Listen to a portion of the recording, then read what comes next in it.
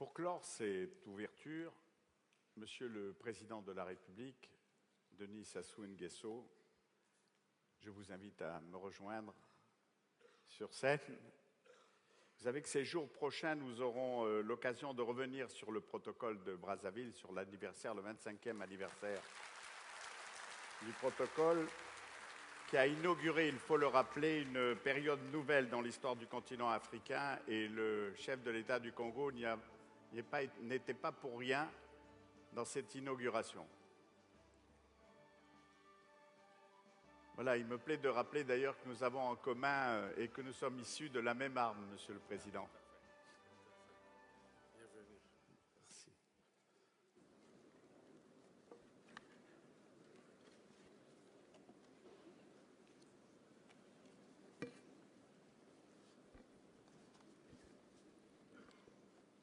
Excellences,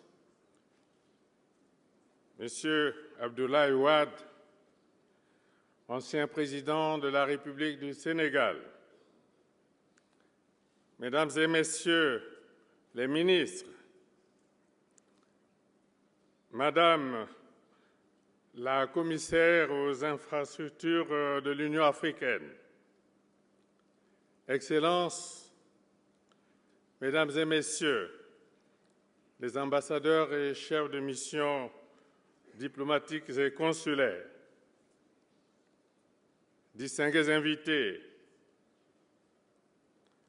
Mesdames et Messieurs les participants au Forum Build Africa, je vous salue et vous remercie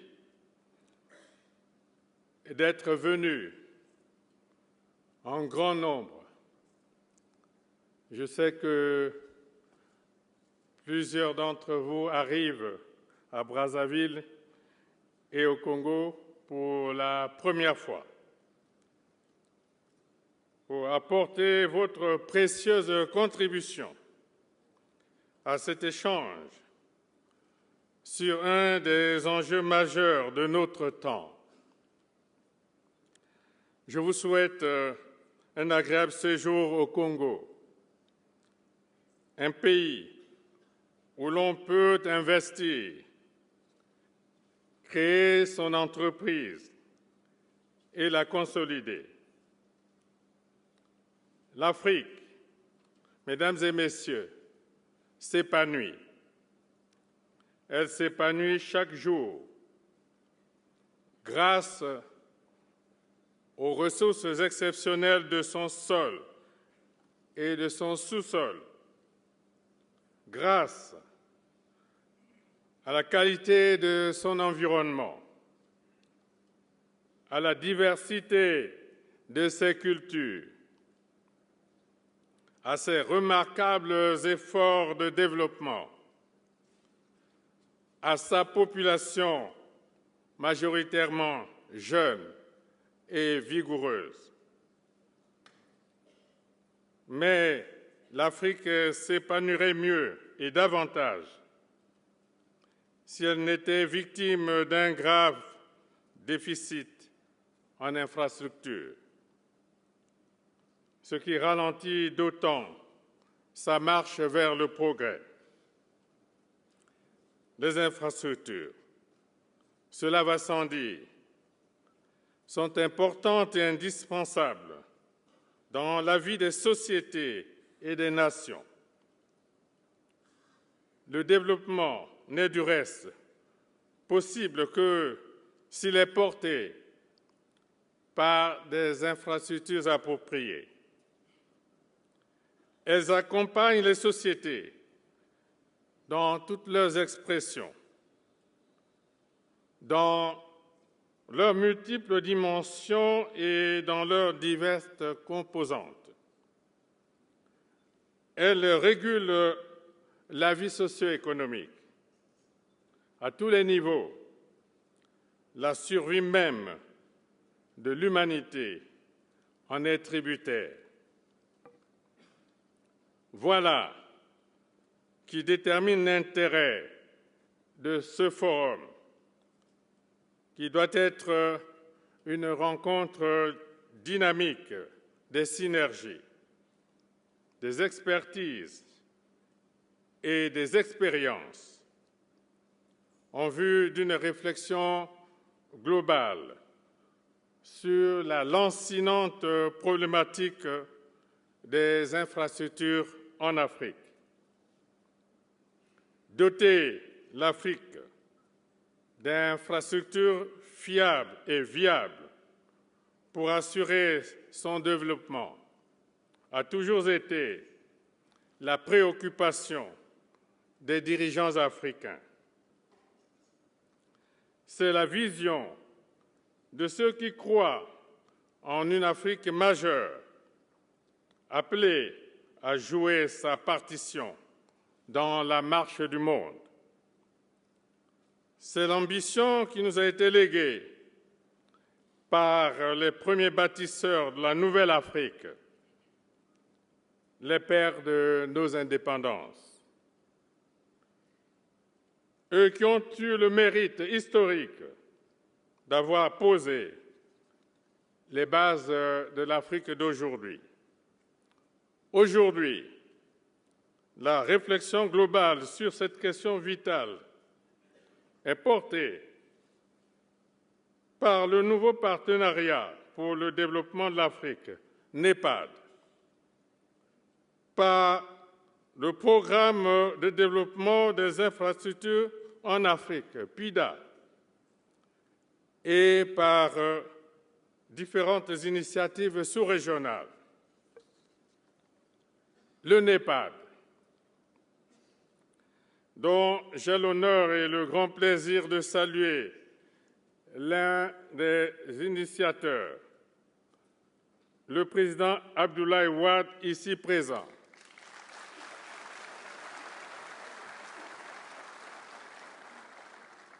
Le NEPAD, je disais, a judicieusement identifié des infrastructures de grande envergure dont la réalisation devrait accélérer l'intégration de notre continent. Il s'agit, pour n'en citer que quelques-unes, du pont, oui, du pont route-rail Brazzaville-Kinshasa,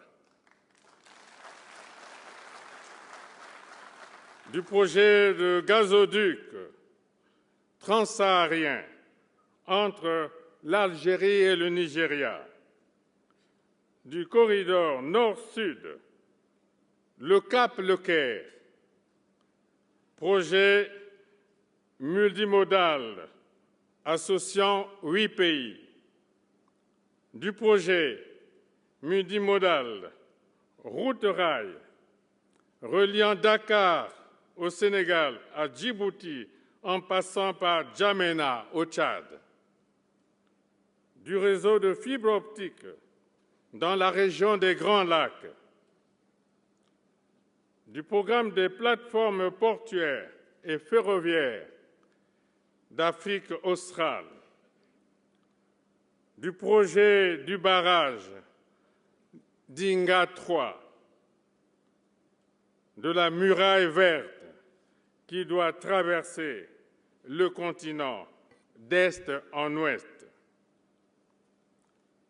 Toutes ces approches intégrées devraient permettre à l'Afrique de se doter à terme d'infrastructures viables et durables qui soient le véritable catalyseur de son développement.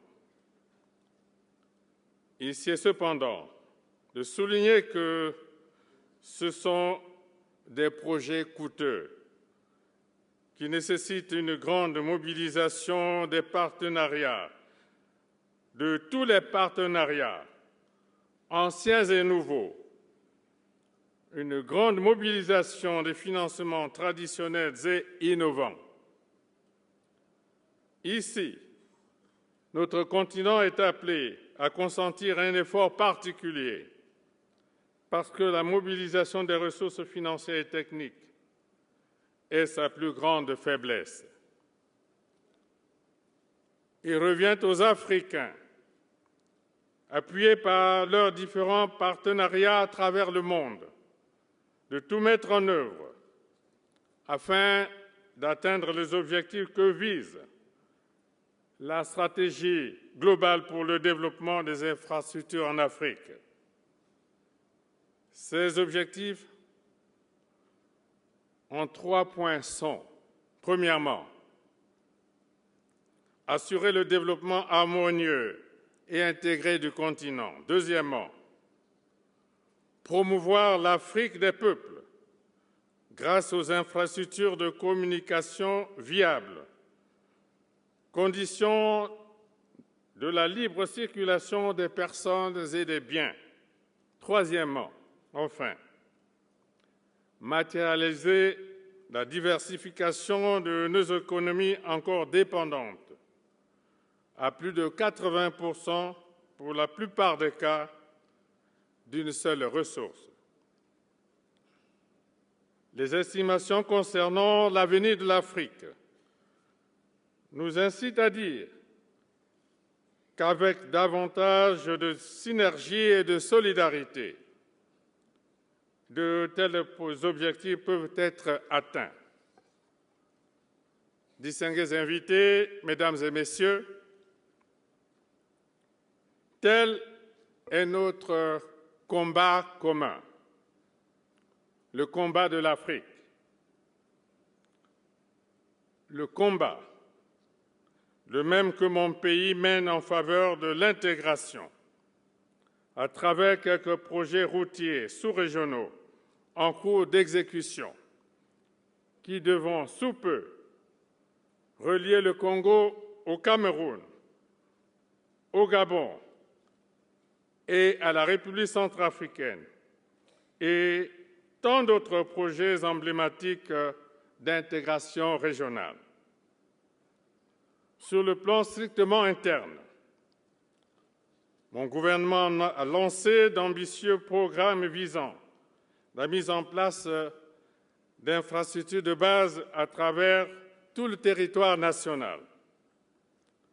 Aujourd'hui, la mobilisation des infrastructures de transport permet aux industriels intervenant au Congo d'avoir une emprise plus ou moins directe sur les marchés des pays situés le long de l'océan Atlantique, représentant plus de 300 millions de consommateurs potentiels.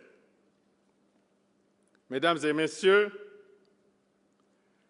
l'Afrique est certes très en retard dans le domaine des infrastructures, mais cette situation n'est pas une fatalité.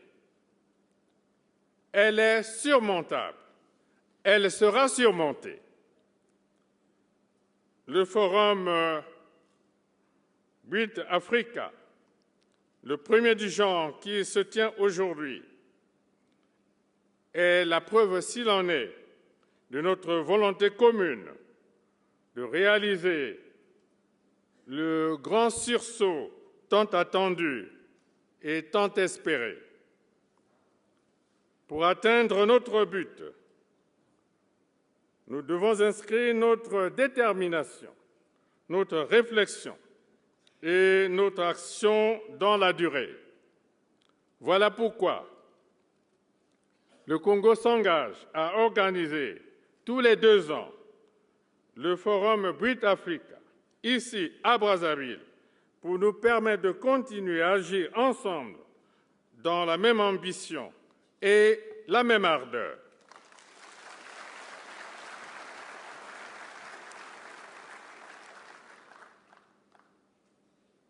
Je voudrais saisir ce moment solennel pour lancer un appel de cœur aux investisseurs, aux opérateurs et acteurs concernés, à l'ensemble de nos partenaires pour qu'ils participent au financement et à la réalisation de ce vaste programme d'infrastructures. Je les invite à se joindre à nous dans un élan sincère afin qu'ensemble, nous forgions l'Afrique nouvelle, l'Afrique de demain, dont la lueur jaillira d'un doux éclat sur le monde. Vive l'Afrique! Vive le partenariat entre l'Afrique et le reste du monde. Je déclare ouvert BRIT Africa, le premier forum sur les infrastructures en Afrique. Je vous remercie.